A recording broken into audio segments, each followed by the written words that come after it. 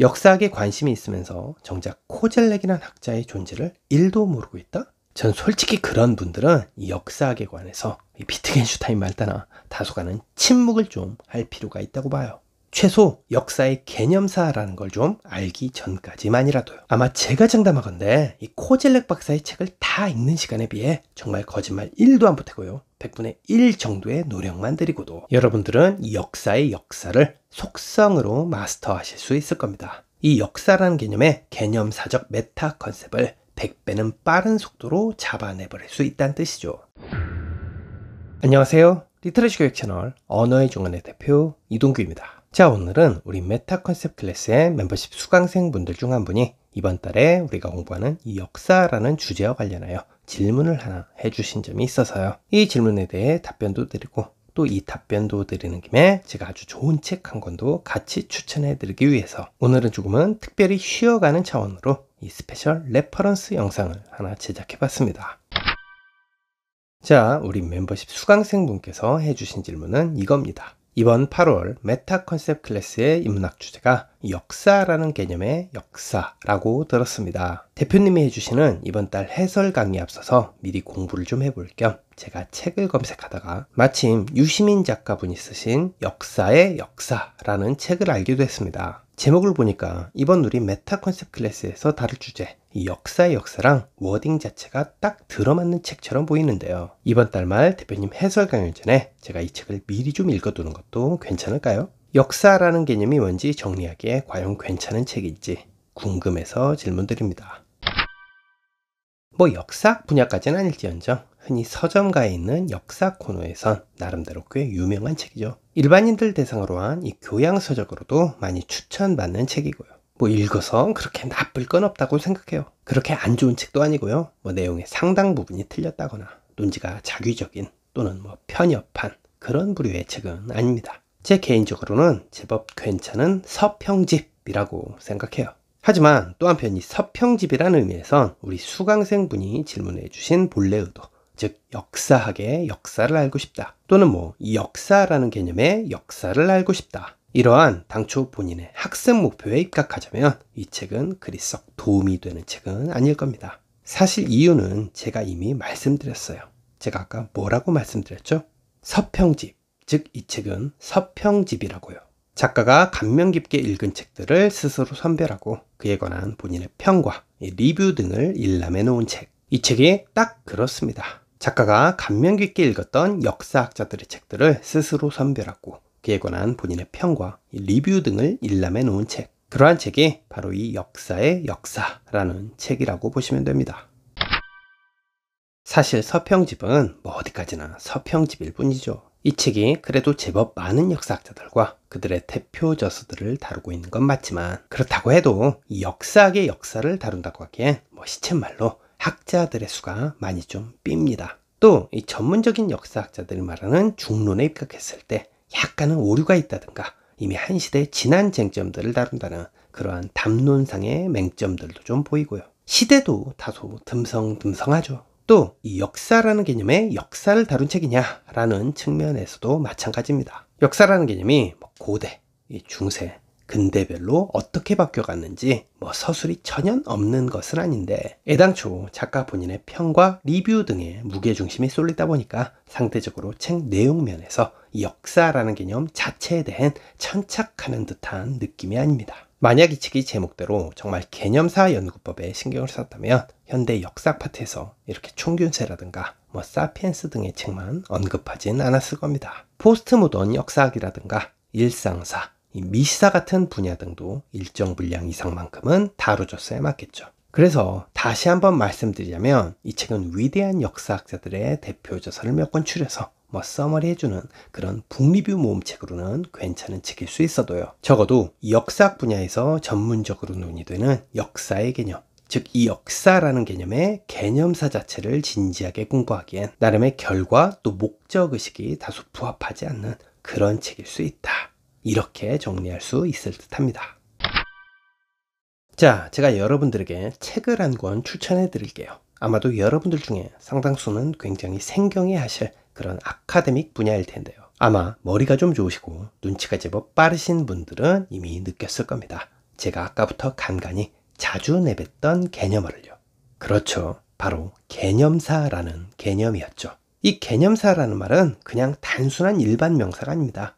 현재 실제로 존재하는 전문적인 학문 분야 및 연구 방식 등을 지칭하는 용어입니다. 역사학자 라인하르트 코젤렉이 바로 이 개념사 분야의 선구자 겸 대표학자죠. 자, 개념사라는 건 뭐 이런 겁니다. 물론 이번 8월 말 우리 메타 컨셉 배경지식 에세이 클래스의 종합 해설 강연에서 제가 더 자세히 말씀드리겠지만요. 여기선 일단 우선 아주 간략히만 정의를 좀 해드리자면 어떤 특정 개념어가 이 고대, 뭐 또 중세, 이 근대, 현대처럼 기나긴 역사나 각 시대 등을 거치며 어떻게 바뀌어 왔는지, 또 각 당대 역사나 시대별로는 이게 구체적으로 어떤 의미로 쓰였는지, 이러한 통시적 차원에서의 변화 양상, 이게 바로 개념사에 대한 첫 번째 개념 정의고요. 둘째는 형식적으로나 표면적으로는 같은 개념어일지라도 겉으로 보기엔 같거나 비근해 보이는 이 개념어가 각 지역이나 문화 또는 각 국가나 특정 권역 등에 따라 어떻게 서로 같거나 다른지, 이러한 공시적 차원에서의 공차 비교, 이게 바로 개념사에 대한 두 번째 개념 정의입니다. 엄밀히 말해서 이 두 가지의 데피니션을 모두 포함하는 게 개념사의 본질이고요. 사실 뭐 어떤 단어나 특정 개념어가 고정불변의 의미를 영원히 갖는다는 생각, 그건 정말 넌센스죠. 어떤 단어든 뭐 어떠한 개념어든 간에 시대에 따라 그 의미가 변하게 마련이고, 또 같은 시대라 하더라도 지역이나 문화 아니면 상황이나 맥락 등에 따라서 매우 상이한 경우가 많죠. 자, 예를 한번 들어볼까요? 이번 8월 우리 VVIP 인문학 북클럽의 주제가 동양철학이니까 이 동양철학 개념 중에서 한번 유학에 대한 개념사를 아주 간단히 훑어봅시다. 유학의 창시자는 공자죠. 그래서 공자가 활동하던 춘추 전국시대 무렵, 그리고 그 이후 최소 몇백 년 동안은 이 유학이라는 게 사실상 실천철학, 더 정확히 말하자면 일종의 실천윤리학 같은 성격의 개념이었어요. 그래서 이 당시의 유학은 핵심 개념이 인이었어요. 이기론, 즉 리가 아니라요. 그런데 이게 조금씩 바뀌죠. 그 이후 한동안은 불교, 뭐 도교 등과 공존을 하면서 이 둘의 핵심 개념, 핵심 사상 등의 영향을 받습니다. 물론 유학도 유학 나름대로 불교, 이 도교 등의 영향을 끼치지만요. 이렇게 3교가 상호작용을 하는 사이 유학은 조금씩 형이상학적인 성격을 가미하게 됩니다. 그러다가 송나라 시대에 주의가 등장하면서 유학은 본격적으로 실천윤리학을 뛰어넘고 결국 형이상학적인 고찰들을 주로 하는 이 관념 철학의 성격까지 추가됩니다. 그게 우리가 흔히 아는 바로 그 주자학인 셈이죠. 이때부터 유학의 핵심 개념은 더 이상 인이 아니라 이기론, 즉 리와 기가 됩니다. 조선시대가 바로 가장 대표적으로 이 주자학, 그리고 이기론의 시대였죠. 물론 현재 21세기의 대한민국이 이 조선의 주자학적 도그마, 이 이기론적 헤게모니에서 벗어났느냐 하는 건 논의를 좀 해봐야 할 쟁점이겠지만요. 게다가 원나라 때는 나라의 관리를 선발하는 인재 등용시험에 이 유학 경전들이 주요 과목으로 선정되면서 이젠 관학이란 정체성까지도 갖게 됩니다. 자, 대충만 훑어봐도 이런 겁니다. 이 개념사라는 것이요. 제가 방금 말씀드린 방식은 통시적 차원에서 유학이란 개념을 다룬, 말하자면 통시적 개념사죠. 물론 공시적 개념사도 얼마든지 가능합니다. 아주 간단해요. 일례로 공자가 살던 시대 즈음과 또 그 공자의 이념이 동아시아 지역 전체로 퍼졌을 무렵, 이 유학이란 개념은 동아시아 지역 전체에서 모두 동일한 의미로 쓰였을까요?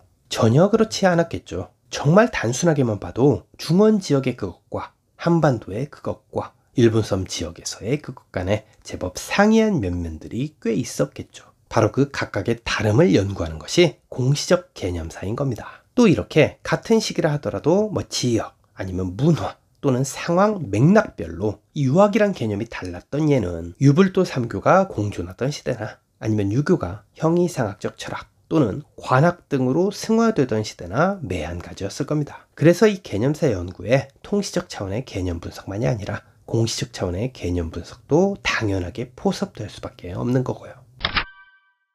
자, 그럼 오늘의 진짜 주제로 돌아와서 이 역사라는 개념의 역사를 가장 잘 정리한 이 시대 최고의 현대판 고전이 무엇이냐? 전 이 질문에 대해서 단연코 코젤렉 교수가 펴낸 개념사 사전 시리즈 중 그 16번째 바로 이 역사라는 책을 추천해드리고 싶습니다. 이 책은 역사학을 전공하시는 분들 사이에선 당연한 거고요. 역사학이 아닌 다른 학문을 전공하시는 분들, 그리고 단순한 대학원생분들이나 석박사 과정의 학생분들만이 아니라 나름 권위가 있고 경력을 인정받는 전문 학자분들 사이에서도 정말 어느 정도는 좋든 싫든 간에 한 번 이상은 꼭 인용을 하게 되는 상당히 고급의 그런 아카데믹 텍스트라고 보시면 됩니다. 그래서 실제로 이 코젤렉 교수가 쓴 개념사 사전 시리즈가 국내에서 한국어로 번역될 때마다 그냥 바로바로 구매하시면서 전부 컬렉팅 하시는 분들도 계세요.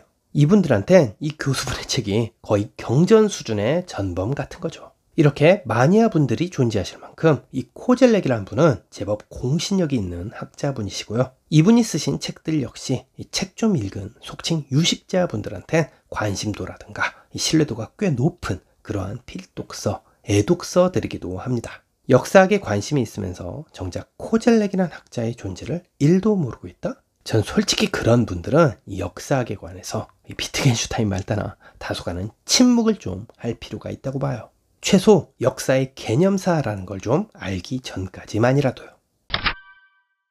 자, 그런데 조금 안타까운 점은 이 책이 꽤 어렵다는 거예요. 절대 쉽고 편안하게 읽을 수 있는 용렬한 책이 결코 아닙니다. 일단 기본적으로 역사학에 대한 배경 지식이 있어야 하는 건 물론이고요. 철학이라든가 또 신학, 이 과학 등 이렇게 다양한 학문들에 관해 조금씩 교양과 소양이 있어야 이해될 수 있을 법한 조금 고난도의 쟁점, 고차원적인 담론들이 꽤 많습니다. 하지만 제가 여러분들에게 희소식도 하나 드릴게요. 제가 또 누굽니까? 이 책 찾는 데는 도사죠. 여러분들이 제 채널을 계속 찾아주시고 늘 과감하게 우리 언어의 종은 멤버십 회원이 돼주시는 이유이기도 하고요. 자, 이렇게 난해하기 그지없는 이 역사에 대한 개념사를 아주 얇고 가볍게 정복할 수 있는 책. 하지만 그렇다고 그 내용이 결코 허섭하다거나 빈약하진 않은 그야말로 중용의 미를 갖췄다고 볼 수 있는 그런 아주 좋은 책 한 권을 제가 알고 있습니다. 그리고 지금 소개해드리는 이 책의 내용이 이번 8월 말 우리 메타 컨셉 배경지식 에세이 클래스에서 진행되는 이번 달 인문학 해설, 이 해제 강연에서 제가 강의를 해드릴 그 메인 테마들 중에 하나이기도 합니다. 자, 그래서 제가 우리 구글 클래스룸에 이미 업로드 해놨습니다. 이번 8월 우리 메타 컨셉 배경지식 에세이 클래스에 현재 멤버십 회원이신 분들은요, 이번 8월 우리 메타 컨셉 클래스 전용 구글 클래스룸에 가보시면 이 모든 정보를 지금 바로 확인해 보실 수 있을 겁니다. 우선 공지사항에 이 코젤렉 개념사 사전, 역사를 대신할 수 있는 대체 도서의 표지와 책 제목을 기재해 드렸고요. 이 책의 어느 대목을 어떻게 중점적으로 읽으면 좋을지 발췌독하기에 적합한 하이라이트 부분도 적시해 드렸습니다. 아마 제가 장담하건대 이 코젤렉 박사의 책을 다 읽는 시간에 비해 정말 거짓말 1도 안 보태고요. 100분의 1 정도의 노력만 들이고도 여러분들은 이 역사의 역사를 속성으로 마스터하실 수 있을 겁니다. 이 역사라는 개념의 개념사적 메타 컨셉을 100배는 빠른 속도로 잡아내버릴 수 있다는 뜻이죠. 잘 아시잖아요. 최소한 한 번 이상 제 인문학 북클럽이라든가 메타 컨셉 클래스의 회원이셨던 분들, 적어도 제가 책이나 지식에 관해선 절대 여러분들을 실망시켜드리지 않는다는 점을요. 이번 책 역시 충분히 만족해 하실 거고요. 충분히 재미있을 겁니다.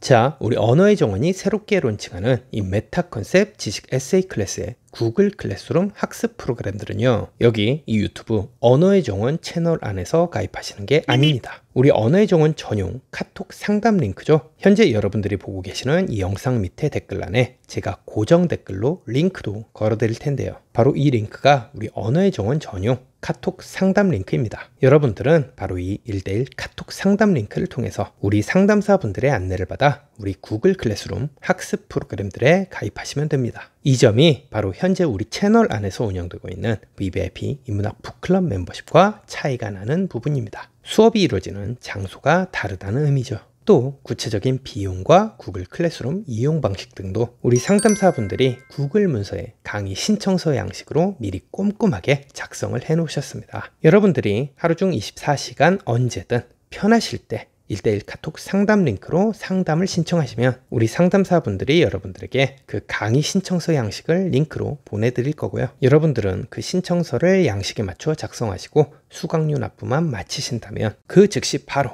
우리 언어의 정원의 구글 클래스룸 학습 프로그램들을 마음껏 이용하실 수 있습니다. 여러분들 중에 난 그냥 상담 따윈 귀찮다, 난 그냥 바로 가입하고 싶다, 이런 분들도 계시겠죠. 이러한 분들을 위해서 아예 여기 영상 밑에 있는 댓글란에 제가 고정 댓글로서 강의 신청서 양식에 바로 접근할 수 있는 직통 링크도 함께 걸어 놓겠습니다. 자, 그럼 정리하겠습니다. 우리 메타 컨셉 지식 에세이 클래스 가입법. 일단 첫째는 1:1 카톡 상담 링크로 강의 신청서 작성하기, 또는 그냥 바로 고정 댓글에 신청서 링크를 타고 들어가서 강의 신청서 양식 작성하기. 두 가지 방법 중 여러분들이 편하신 걸 선택해 주시면 됩니다.